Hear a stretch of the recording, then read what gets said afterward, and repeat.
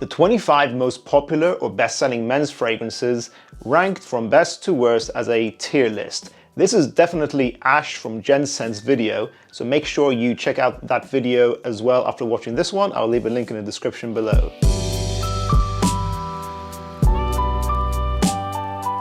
So today we're doing this video based on an article by Camille that is the 25 best-selling men's colognes for you.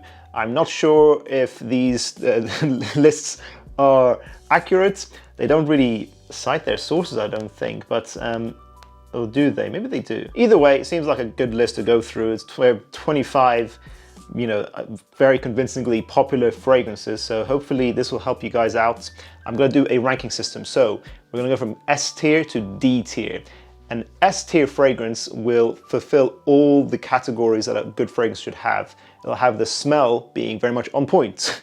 Its wearability will be great. You can wear it in many different occasions or seasons, and its performance is going to be very good. Any fragrance that only achieves 2 out of these 3 categories will be A tier. If you achieve only 1, you're B tier. If you don't achieve any, you're C tier. And finally, if you're a fragrance I've never smelled before, you're going to go to the D tier, which stands for dunno, because I just don't know how they smell, not because they're bad. They're not necessarily bad, I'll just go to D tier because I've never smelled them before, or I don't remember their scent profile. Let's get started. Number 1 is Gucci Guilty for Men, presumably the original. I'm going to leave a link to the article down below as well, guys, if you guys want to see for reference. Now, this fragrance, it is popular, it must be, because I've made so many flankers of this fragrance and everyone always talks about it. Gucci Guilty, the original, I think it's uninspiring, generic. However, it's got good wearability, but it's not that great performing, not the original anyways. I think I got 6 hours, I think, with the original. So overall, I think it meets 1 out of the 3 categories. So I'd have to give this a B tier for its ranking. So this is gonna go B tier in my opinion. Bleu de Chanel, masterpiece. It's got the scent that's on point. It's very safe, versatile. So it's versatile, it's got wearability. Performance, I think it's decent. I'll get at least 8 hours. Maybe it's not, a lot of people will say it's not the best performing fragrance for them. I could put this in S tier. All right, let's make things interesting. We'll keep Bleu de Chanel. Which version do they have? Eau de Parfum. Oh, okay, I'm gonna put S tier. It has to go S tier. Eau de Parfum of Bleu de Chanel is S tier. Number 3, Terre d'Hermès. Masterpiece perfumery. It's got the wearability, it's got the performance, although I think it's been reformulated. So apparently everyone's saying that, you know, from my old bottle, I would get 14 hours with it. Now everyone's saying 6 hours. I don't know, guys. Maybe I need your help here. In the comments down below, does Terre d'Hermès still perform? I need to try it in stores. But for you going by my bottle that I own, I'm gonna go S tier. It's a 10 out of 10 in my opinion. Aventus by Creed. So the scent profile used to be good. I'm gonna give it B tier. It's got the wearability, but the scent profile is not good enough for the price they are charging, especially with all the clones now. It's got wearability. Performance, again, is lacking. I get like 46 hours on my bottle, my 2022 bottle, which is crazy. Maybe it's just a bad batch, but I'm gonna give it a B tier. Like, it's just crazy. I think this would have got probably an S tier like 5 years ago, but now, yeah, it's B tier. What do you guys think? 1 Million by Paco Rabanne. By Paco Rabanne. So it's a classic, it's synthetic. The scent isn't perfect. It's got performance. I think it's got pretty good wearability. It's very mass appealing, easy to like. I would put it as an A tier. I think it gets 2 out of 3 because the scent, I don't know. It's not quite up there to be S tier, but it's a solid fragrance. It's very popular, but I don't think we won't let popularity skew our results here. So the original 1 Million Paco Rabanne, A tier, I'll give it. Sauvage by Christian Dior. I don't think it's an S tier scent, but it pretty much wins in every other category. So it is mass appealing, and I'm not knocking it down just because it's popular. I think the scent is very simplistic and very synthetic. Maybe you'd say it's S tier if you're a beginner in fragrances, but I don't think it's an S tier scent profile. I'll give it an A tier still. The original Armani Code by Giorgio Armani. Now, it has good wearability. The scent is fantastic, but the performance is terrible in today's formulation. For original Code, I will say, yeah, it meets 2 out of 3, so A tier. We're going to give it an A tier ranking. Acqua di Ghiaio by Giorgio Armani. The original has terrible performance. It's only a summertime fragrance really nowadays, just because it's not strong enough to be worn outside of warmer seasons. Great scent profile. I'm going to say the original Acqua di Gio is B tier. Bvlgari pour Homme Soir. I've tried the original Bvlgari pour Homme, I've tried the Extreme. I've not tried this one, so it's an automatic D tier. Anyone who's tried pour Homme Soir, let us know in the comments down below. How is it? Is it good? You know, hit us up, let us know. Ooh, Bvlgari Acqua pour Homme Marine. That's a very classic, youthful, fun, aquatic seaweed smelling kind of fragrance. Good cheapie overall. Scent profile is not god tier. It's got okay performance, okay wearability. It's only a summertime fragrance really. I'll give it a B tier because it does have good wearability if you're a young guy. I think it's just very easy, not generic there. It's very safe, mass appealing. I'll give it a B tier. Give it a B tier. You can pretty much wear it all year round for school. Most of the time though, it's going to be a summertime fragrance generally. Opium pour Homme by Yves Saint Laurent. I have not tried Opium in a while. I smelled it in stores a long time ago. I think the opening is nice, but I remember it smelling quite outdated. It's quite a cold weather fragrance. I think the performance is still pretty good. I'll give it a B tier. It should be D tier, but going from a rough memory of it, I'll probably give this a B tier. I think it's been heavily reformulated as well.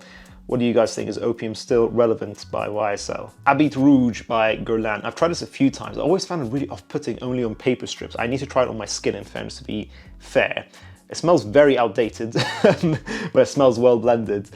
Performance is probably decent. I'm not sure about wearability just because of how outdated it smells. I'm gonna put this in D tier because I can't give this a fair assessment. Gucci by Gucci pour Homme. I smelled Gucci Intense Oud, not tried this one, I've overlooked it.